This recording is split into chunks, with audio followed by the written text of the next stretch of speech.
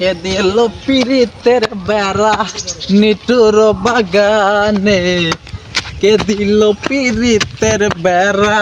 ভাই কি অবস্থা ব্রাদার, কেমন আছো তুমি? ভাই আপনি তো পুরাই শেষ হয়ে গেছে। আগে তো আপনি অন্য ধাক্কা মারে কাজ করছেন, কেমনে কি? আরে ভাই, অতীত নিয়ে টান দাও কেন, বর্তমান নিয়ে ভাবো। ছোট ভাই, তুমি না একটা চাকরির কথা বলছিলে, তো তোমাকে সেনাবাহিনীতে ঢুকে দেই। উষা লম্বা তো অনেকে আছো।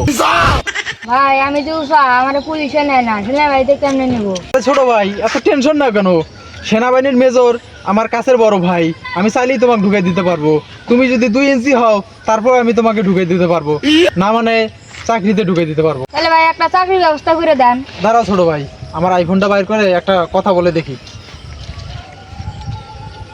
হ্যাঁ বড় ভাই, আমার এলাকার একটা ছোট ভাই আছে, আর চাকরির জন্য আপনার সাথে কথা বলার ছিল। ঠিক আছে ছোট ভাই, তোমার সঙ্গে এই বিষয়ে পরে কথা হবো। আমি একটা কল করে নেই, গাড়িটা নিয়ে আসতে বলি। হ্যালো রহমত, তুই আমার গাড়িটা নিয়ে এই মোড়ে আয় তো। দেখুন ভাই, এই চিপে রাস্তা দিয়ে এত বড় গাড়ি ঢুকবো? আরে ছোট ভাই, আমার গাড়ি আসলে দেখতে পারবা। ভাই এত টাকা পয়সা কেমনে কি? এই যে ভাই আপনার গাড়ি। ভাই এত বড় গাড়ি চালাতে পারবেন? আরে ঢাকা শহরে তো এগুলাই চালাই সারা জীবন।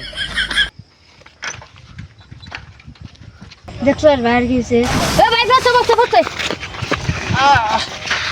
আরে আরে সমস্যা নাই, ঢাকা শহরে খোলা মাঠে গাড়ি চালাই তো, এটাই মনে সোজা রাস্তা পাইয়া দিছি ঢুকাইয়া।